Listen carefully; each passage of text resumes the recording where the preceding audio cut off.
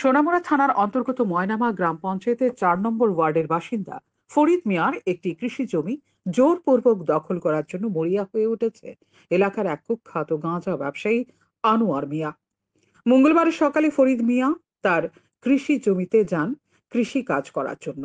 সেই সময়ে আনোয়ার মিয়া সহ তার ছেলে মামুন মিয়া এবং তার পরিবারের লোকজনেরা ধারালো অস্ত্র দিয়ে গুরুতর জখম করে ফরিদ মিয়া নামের ৬৫ বছর বয়সের সে বৃদ্ধকে। ঘটনার খবর পেয়ে সঙ্গে সঙ্গে এই ঘটনাস্থলে ছুটে আসেন ফরিদ মিয়ার পরিবারের লোকজনেরা। রক্তাক্ত অবস্থায় তাকে উদ্ধার করে তারা নিয়ে যায় সোনামুড়া হাসপাতালে। আমার বাবার সাথে আমি বাড়িতে ছিলাম না, আমি সোনামুড়ার দোকানে ছিলাম। তখন আমাদের সাথে ওদের জায়গা জমি নিয়ে ঝগড়া, অনেকদিন থেকে ওরা আমাদের উপরে অতর্কিতভাবে হামলা করে, আমাদের বাড়িতে এসে মারধর করার চেষ্টা করে, লাঠি ছোড়া নিয়ে আমাদেরকে অনেক সময় এরকম করেছে, মারার জন্য হুমকি দিয়েছে।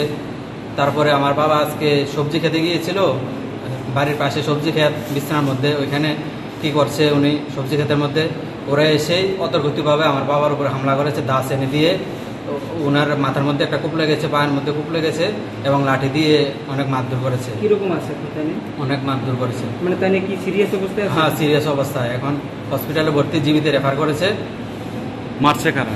মারছে আনোয়ার হোসেন, পিতা হলো মৃত লাল মিয়া, আনোয়ার হোসেনের ছেলে মামুন হোসেন, তারপরে আনোয়ার হোসেনের স্ত্রী আমিনা বেগম, আর আনোয়ার হোসেনের মেয়েও আছে রুবিনা আক্তার, আর ওনার একজন ছেলে আছে মাস্টার সাইফুল ইসলাম। ও ফরিদ মিয়ার অবস্থা আশঙ্কাজনক হওয়ায় তাকে সোনামুড়া থেকে উন্নত চিকিৎসার জন্য জিবি হাসপাতালে পাঠানো হয়েছে। ফরিদ মিয়ার পরিবারের তরফে মামলা দায়ের করা হয়েছে সোনামুড়া থানায়। শান্তন টিভি।